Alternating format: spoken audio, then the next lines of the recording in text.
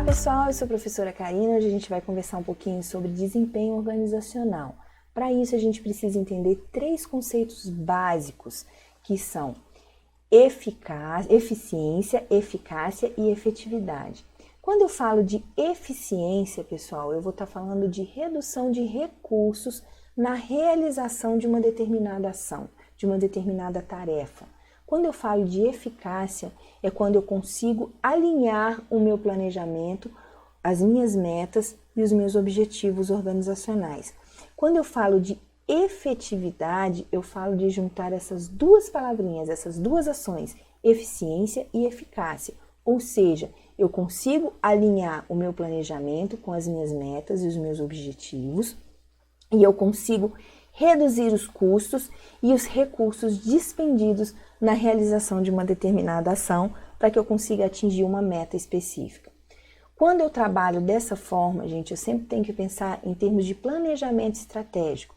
Eu tenho que lembrar que a minha organização está envolvida num contexto macro, num contexto globalizado e que ela vai estar enfrentando grandes desafios organizacionais.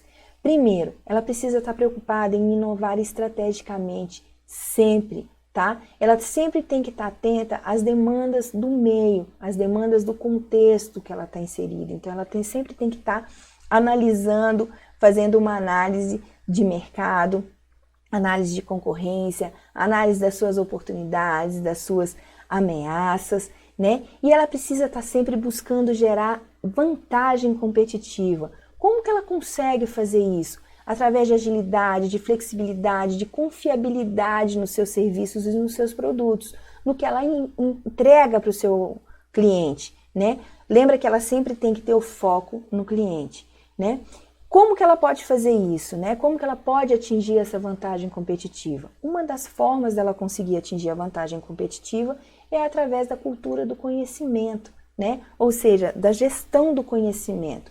Quando ela investe nas pessoas, nos seus colaboradores, como disseminadores de conhecimento, né? E isso gera uma aprendizagem organizacional constante, um desenvolvimento constante, que é conhecido hoje como força motriz dentro da organização. Essa é a grande vantagem competitiva. Eu saber conseguir aproveitar todos os conhecimentos, desde aquele lá do chazinho, do cafezinho, da hora da copa, até as grandes decisões. Todos esses níveis, todas essas comunicações, todos esses conhecimentos são importantes para que eu consiga atingir vantagem competitiva, né? E eu tenho que estar atento à minha estrutura organizacional, eu tenho que estar atento à minha cultura organizacional, ao que está acontecendo dentro da minha organização, como que está o clima organizacional, né? Isso é um desafio muito grande, pessoal, porque se eu conseguir entender que o meu clima organizacional está diretamente relacionado à minha produtividade e à motivação dos meus colaboradores, eu vou entender que através de estar sempre observando essas questões, eu vou estar conseguindo melhorar os meus processos, né? Às vezes eu preciso causar uma mudança na minha cultura organizacional para que eu consiga melhorar o meu clima e a minha produtividade, eu consiga motivar mais os meus colaboradores, né? Hoje em dia a gente vive num mercado extremamente competitivo e a gente tem que manter esse capital intelectual, né? Esses grandes colaboradores, esses grandes valores que a gente tem dentro da organização.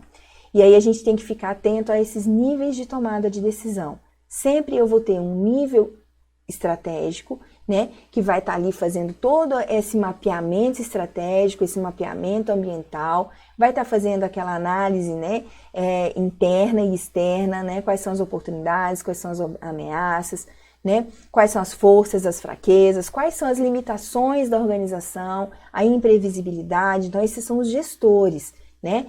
E abaixo deles a gente vai ter um nível intermediário, que vai ser aquele que vai estar ali no nível dos gestores direto da organização, um nível mais tático, né? Que vai traduzir todas essas questões de planejamento, né? E vai colocar isso em prática através de decisões e planos estratégicos concretos dentro de um nível departamental que vai conseguir atingir, que vai conseguir chegar, né? E vai traduzir para o nível operacional o que tem que ser feito, né? Como que tem que ser feito?